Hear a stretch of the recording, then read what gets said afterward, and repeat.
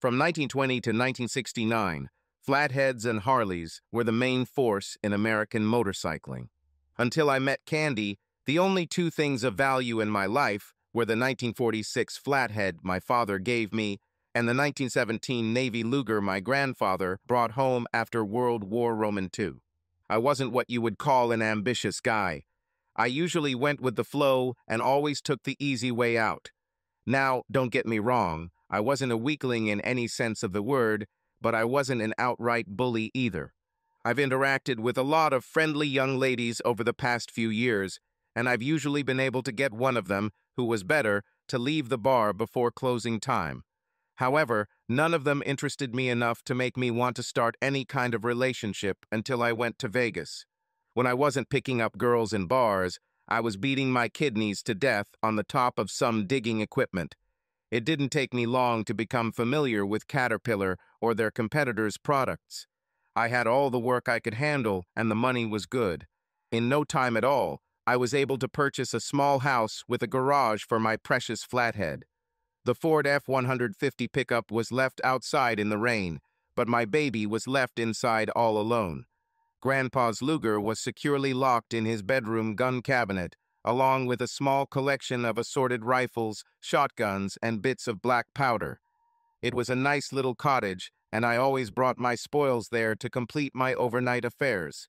My crash happened in mid-January. Work was progressing slowly, so a few friends and I took a special flight from Philadelphia to Vegas on a casino flight. I forgot the rule. What happens in Vegas stays in Vegas. Candy was from somewhere south of Huntsville, but north of Birmingham. I couldn't remember the name of this place. I don't know if it was her blonde hair or her beautiful plastic breasts, but I fell in love with her at first sight. The main thing is that she made me feel like the most important person in the world. When I was with Candy, I felt beautiful, smart, and strong. I don't know if it was the booze or the neon lights, but I needed this woman. Without her, my collection would be incomplete. I came home with a new wife and a new tattoo. For the next few months, everything was great. The weather warmed up and Candy and I started riding every weekend. Of course, I spent more time maintaining the flathead than riding it, but that was the joy. I was just starting to feel comfortable with my new acquisition when things started to go wrong. The pig pen was not the best place for a woman like Candy, but I was confident in my ability to take care of her. I had been down this road several times and had a good idea of what to expect. I felt like we could have a good time if I kept my cool and was willing to walk away when things got really bad. For the first 2 hours, everything was fine, and then a problem appeared in the form of a hairy giant named Butter. Candy danced with Butter a few times, and I thought she was getting a little too friendly. Candy loved to flirt, but this was not the place for it. I tried to control my drinking and was still sober enough to know that there was no way in hell I could handle this monster if things got out of hand. It's time to leave. Candy was having a good time and didn't want to go home. In the end, I had to take her hand and carefully lead her out of the establishment. Of course, my loving wife complains all the time, loud enough for the entire bar to hear. We had just gotten to the truck when someone grabbed my arm. Okay, I know all these cliches. The first thing I noticed was the distorted voices coming from the speakers and the constant ding-ding sounds alerting people to this or that incident. All this was in place. Vomit green walls and fluorescent lamps. I was alone in this damn room, and I was in pain. Sunlight, penetrating through the window, told me it was daytime. That's when I remembered everything. Sometimes I am amazed at my own intelligence. I quickly came to the conclusion that I had done something stupid and ended up getting punched in the face. And I also wanted to go to the toilet. Using my superior deduction skills, I found the call button at the head of the bed. "Oh, I see you are already awake, Mr. Tyrell. It's nice to have you back in the real world. How are you feeling?" Nurse Gleason looked like a typical hospital worker straight out of a television sitcom. She wasn't old-fashioned, but she didn't try too hard to go the other way either. "I have a feeling that you will be very, very angry with me if I don't get the duck as soon as possible." My angel of mercy coped with her task as if she had done it 1,000 times before, and I am sure that it was so. Where the hell is my wife? She and her gentleman friend went home a few hours ago. We didn't expect you to wake up earlier than today. What kind of gentleman friend? She gave me a slightly curious look. A big guy who looks like a biker. Gentleman friend? He should be in jail. Why the hell does Candy go home or anywhere with him? 3 hours later, my loving wife appeared, accompanied by her boyfriend. Butter stood quietly in the doorway while I endured my wife's outpouring for almost 5 minutes. I really didn't hear a word she said. Finally, she stopped to catch her breath. What is he doing here? Why isn't he still in prison? And what are you doing with it? It was then that I realized that Candy's brain was not nearly as developed as her body. 3 questions in a row was more than she could handle. She was so caught up in apologizing for causing the problem that she didn't think of anything else. She stood upset. Let's start all over again. Why isn't he in jail? Butter avoided looking me in the eyes. Candy was finally able to string a few words together. The police said they couldn't arrest him until we pressed charges. They said you started the fight. What the hell do you mean? Yes, but he didn't know that I was your wife. Butter thought you pulled me out of the pigsty against my will. He tried to protect me from you. When he tried to stop you, you hit him. Is that what you told the police? Well, yes. It was the truth, and I couldn't lie to them. You mean he can get away with it? Couldn't you have at least charged him with excessive force? Candy just looked at me with a puzzled expression on her face and nodded. I'm sorry, dude. I didn't know she was your wife. I'll make it up to you, I promise. Butter seemed to feel obligated to explain his actions. How the hell are you going to make it up to me? I'm going to take care of you while you recover. You will be able to relax and come to your senses because I will be next to you. It was like a hellish nightmare. I don't want you to care about me or anything else. Please just get the hell out of my life. John, don't make such hasty decisions. Butter has already started helping. He drove your truck back to your house and called you at work to explain that you wouldn't be able to come to work for about 6 weeks. Was he in my house? I asked. Yes. In fact, he's going to live there until you get better. Isn't this prudent? No, that's not true. I want him out of my house and out of my life. Well, from that point on, everything seemed to go downhill. I was discharged from the hospital, but I was bedridden for at least 2 weeks and spent a month at home. Candy received a sheet with instructions on how to change the dressings and several prescriptions, mostly for pain medications. For the first couple of days, Candy gave me a lot of painkillers and sleeping pills. It was all a blur, but I remember that we laughed a lot. After a while, I realized that I needed to get my thoughts in order. Candy constantly came and fed me soup and pills. Butter just stood in the doorway and smiled. I started putting away all the pills I didn't swallow and started taking the high-dose Tylenol I had in my medicine cabinet because there were virtually no side effects. I could tell from the pill bottles next to the bed that Candy had given me more than double the dose of painkillers and sleeping pills.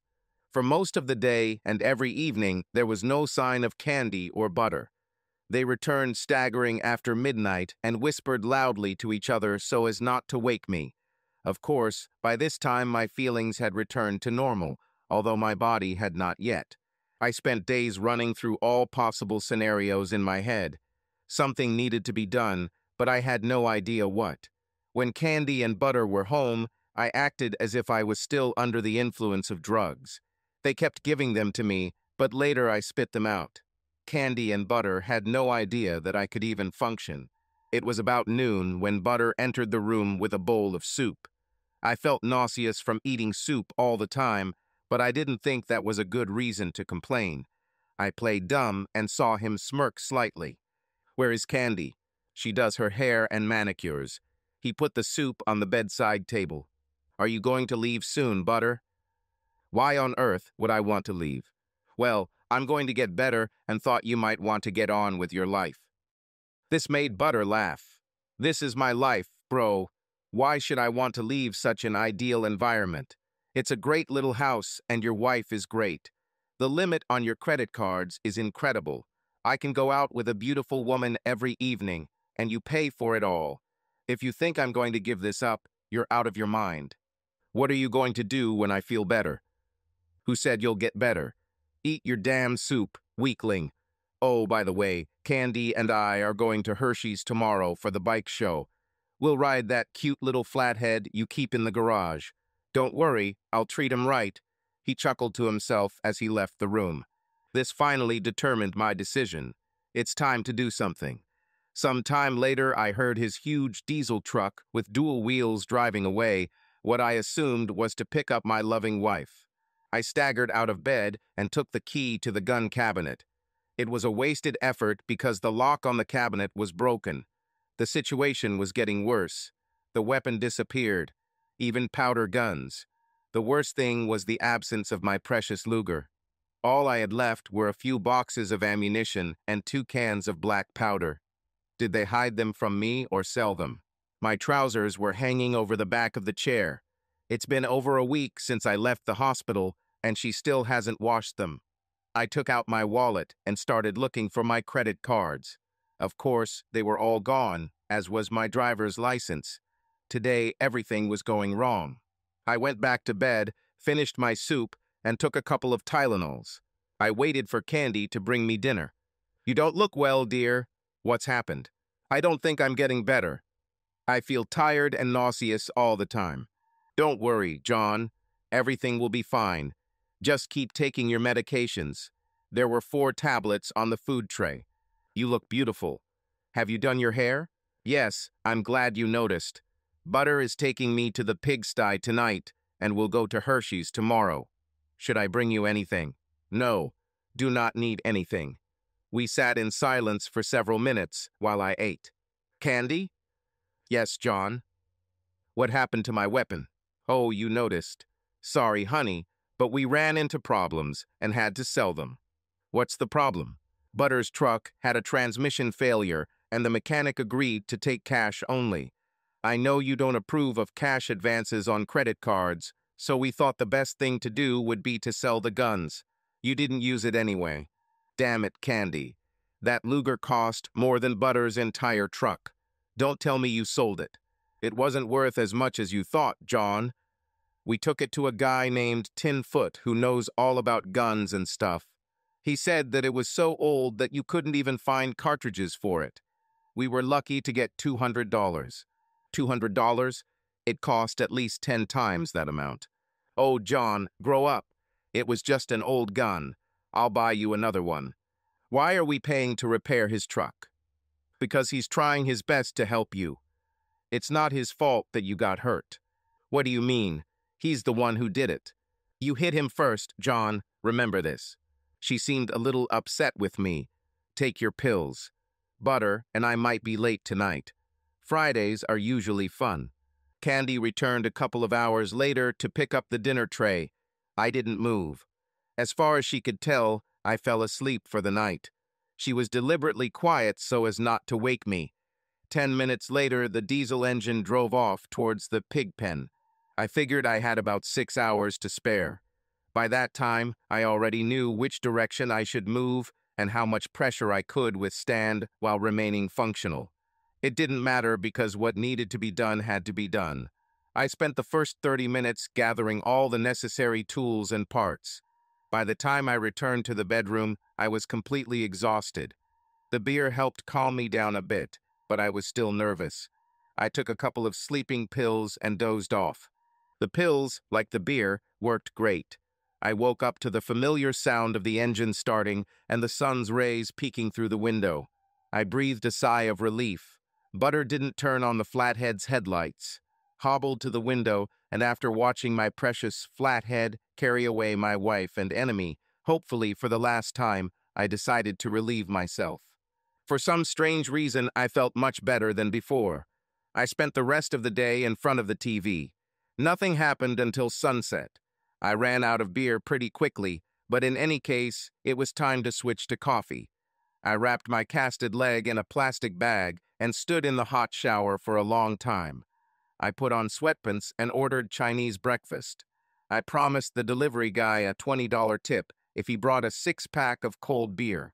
It was almost midnight when I think I fell asleep during the Steven Seagal movie marathon. Candy and butter never returned, and no one called or came to me all day.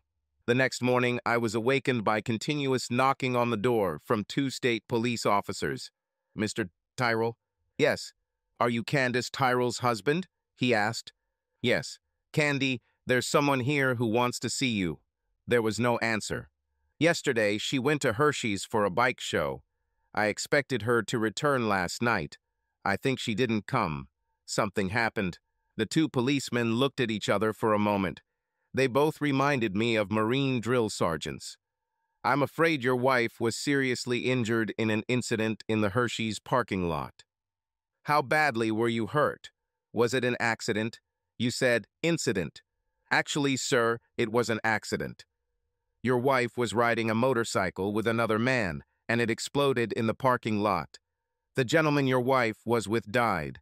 Your wife suffered serious injuries and is being treated at the Hershey Burn Center. Fortunately, no one else was hurt." "How seriously is she injured?" "She'll be fine, won't she?" Patrolman number 1 just shook his head. "It was my motorcycle. Yesterday morning, when they left, it was working fine.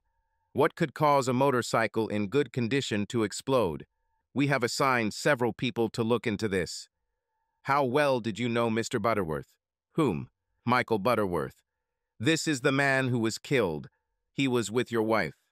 We met him just a few weeks ago. I didn't even know his real name. I knew him simply as Butter. Looks like Mr. Butterworth, there was a long line of enemies. There were many people who had a grudge against him. It will take some time to figure everything out. I would still like to know what condition my wife is in." "How seriously ill is she?" "At the moment, they are not sure whether she will survive or not." "Can she be transported?" "How can I see her in my condition?" I showed them my leg. "The best we can do is have someone contact you." Patrolman 1 was busy writing something down in a notepad. "Were any of you at the scene of the explosion?" "Yes, sir. We were both there." "I'm just wondering, what condition is the motorcycle in?" Patrolman 1 looked up from his clipboard. "The engine and transmission were intact, but everything else was scattered everywhere. Could you return the wreckage to me? For sentimental reasons, of course. I think this can be arranged. By the way, what's wrong with your leg?" The second policeman handed me a business card with his name and phone number. "Unpleasant little break. I've been housebound for 3 weeks now. If I hadn't broken my damn ankle, I'd be riding this bike." The two civil servants seemed satisfied with all the answers and stood up to leave. I don't think they were investigating anything, just notifying me of the incident. "Just curious, gentlemen, do any of you know an arms dealer named Tinfoot?" "Yes, he has a shop not far from Frada. Last year, we detained him for selling illegally modified AK-47 assault rifles. Are there any special reasons?" "No." Mr. Butterworth mentioned his name once. "Thanks for stopping by." Hidden in the depths of the freezer was an old lunch. I popped it in the microwave and made some new coffee. The first thing I needed to do tomorrow was make an appointment with the dentist.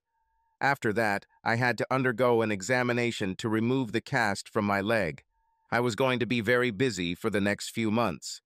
Finding the parts I would need to restore the flathead would be task number 1. As soon as I'm in better shape, I'll go to Furtado talk to Mr. By-Tin Futon about my Luger.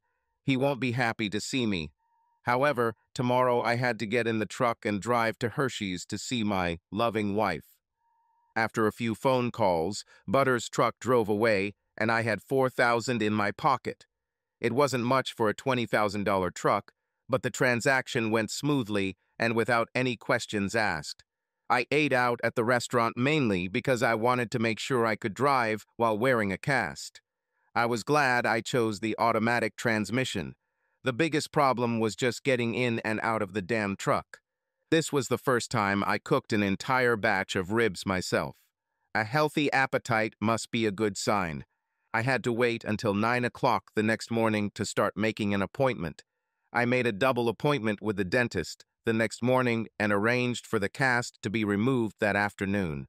It took me a full hour to alter a pair of good jeans so I could wear them over the cast. There was no way I was going to Hershey's wearing sweatpants. Candy didn't look good anymore. Mr. Pro-Tyrol, I am Dr. Dolot. I'm sorry about your wife's accident. I just stood there like an idiot and didn't say anything. Do you have any questions, Mr. Tyrol? I think no. Will she even be able to talk to me? How soon will she come to her senses? The doctor took me by the hand and sat me down. She's conscious now, but she's being given a strong sedative. I'm sorry to tell you this, but we have no hope for her recovery. We can keep her alive with a life support system. We see no chance of her ever leaving the hospital. We don't know how long she'll be conscious, so if you want to talk to her, you'd better do it now. I'm not a stupid doctor. You're recommending that I take her off life support, right? Yes, this is the most humane thing to do, but I cannot make this decision. Only you can. Could you leave me alone with her for a few minutes? Certainly. Diardola left, and I was left alone with my wife. I slowly pulled back the plastic to see her. I could tell she sensed someone was there. Butter? Is that you, Butter? Say something, baby. These were not the words I had hoped to hear. She was still clinging to that damn hairy monkey. I had an overwhelming urge to say it to her face and gloat about the situation, but I restrained myself. Her breathing was labored and uneven. She seemed to be twitching strangely. Around this time, one of the nurses came in and looked at the monitors with concern. Dr. Dolat came back and asked me to leave the room. After a few moments, the doctor came out and shook his head. I'm very sorry, Mr.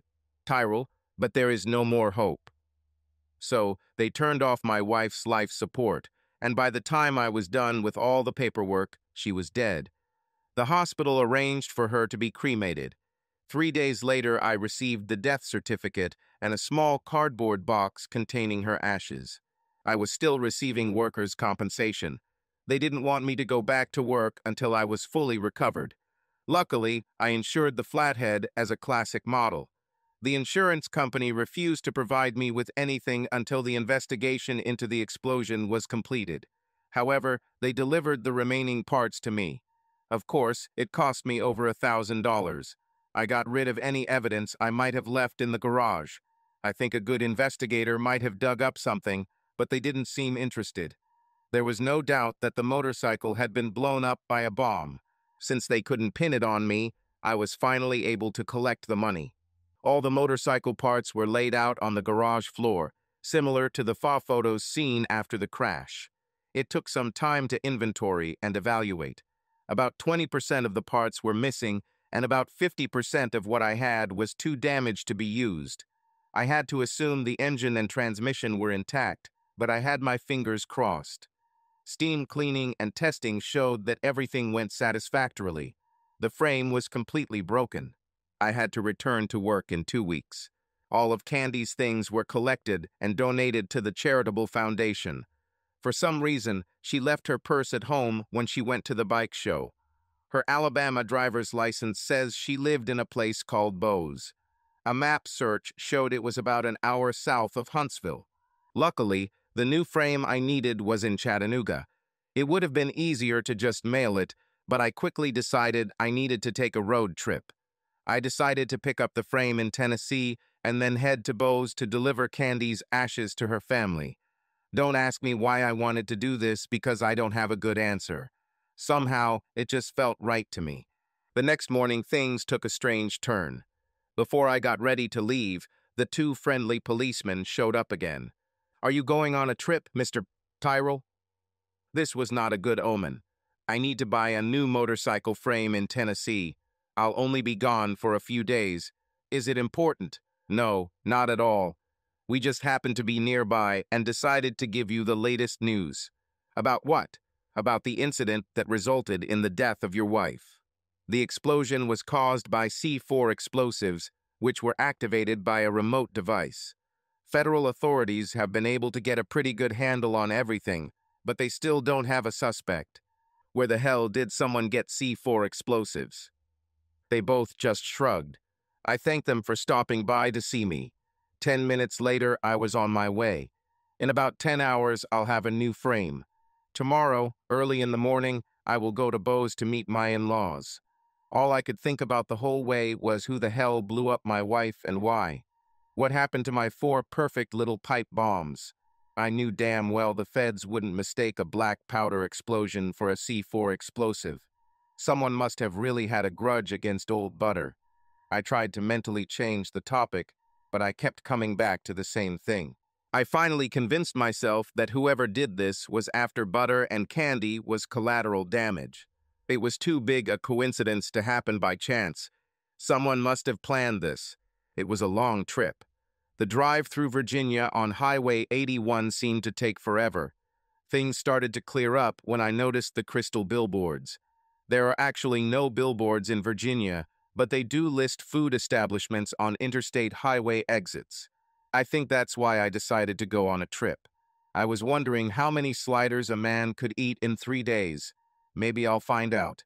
The flathead frame cost me almost $800, but it came with a nice VIN number.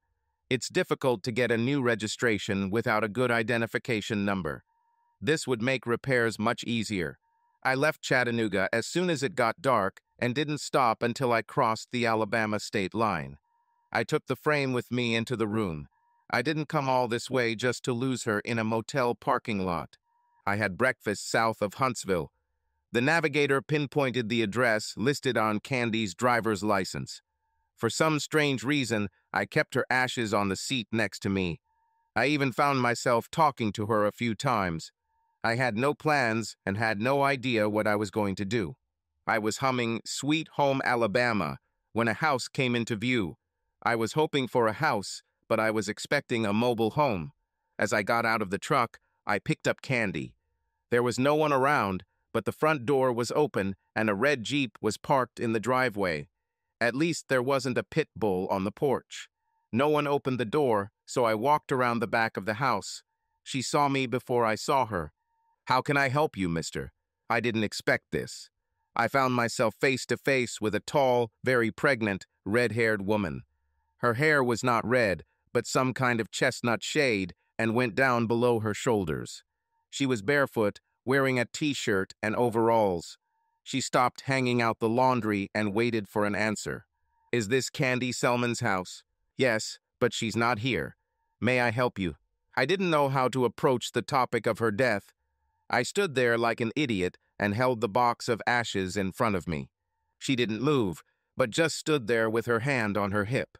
I couldn't tell from the look on her face whether she was unhappy or relieved.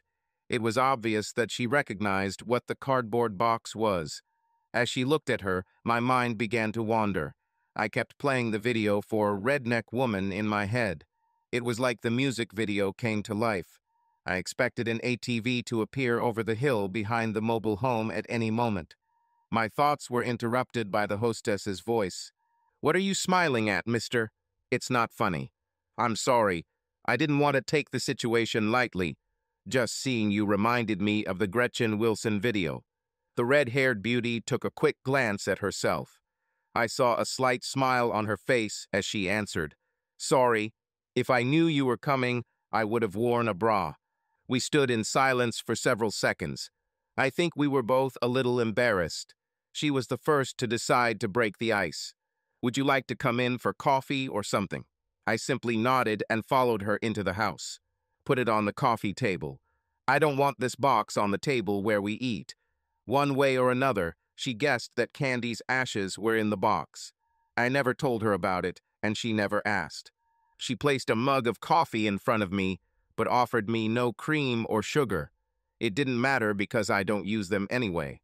"What's your name, mister, and how did you get Candy's remains?" John Tyrrell. The crematorium didn't know what to do with her ashes, so I ended up taking them."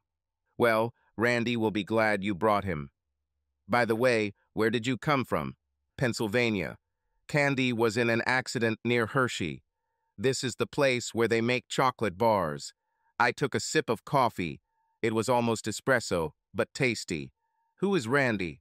"Randy is my brother, and he is also Candy's husband." The cough I suddenly made at this statement gave me away completely. "You didn't know she was married, did you?" "In no case." Another moment of awkward silence followed. With this new information, I had nothing to say. Her name was on the death certificate Candy Tyrell. It was difficult for me to explain. Where is Randy now? How can I contact him? He'll be here in about an hour. You can make yourself more comfortable. By the way, my name is Rachel. Rachel Evans. Would you like more coffee or something stronger? Is there anything stronger? This made me laugh.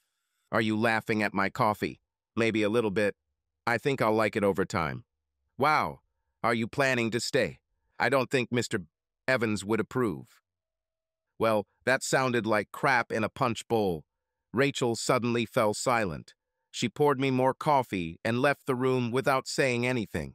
It was easy to understand that any mention of her husband would not be received favorably. I sat silently with a cup of fresh coffee. I looked at Candy and mentally asked what I did wrong. Of course, I didn't receive an answer. A few minutes later, Rachel returned. She was wearing a loose flannel shirt and black maternity pants.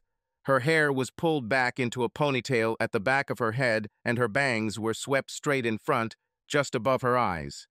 I noticed that she was wearing very little makeup, which she didn't have before. This was better, but it wasn't really necessary.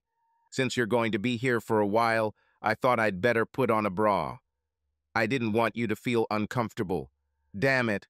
You're just trying to make me feel bad. I thought you looked good before you changed your clothes. Rachel poured herself more coffee and sat down next to me. Could you tell me how you met my wayward daughter-in-law? I would prefer not to do this. I'm a little uneasy about this whole situation right now. That's because you didn't know she was married, right? Perhaps so. If I had known, I wouldn't be here today. Rachel sighed sadly. If it weren't you, it would be someone else. This girl was on a path to destruction. I understand that you didn't like her. Oh, hell no. I loved Candy. We grew up together. I was delighted when she married my brother. I was her maid of honor. Candy and I were best friends. What was their marriage like? Heavy. It took her less than a year to start cheating on Randy. The problem was that he always found out about it. So that's why she left. Almost so. Where did you meet her? In Vegas. Oh shit. Doesn't sound very good. I thought about the whole situation and decided that I shouldn't linger here. Rachel, I appreciate your hospitality, but I have a long trip ahead of me to get home.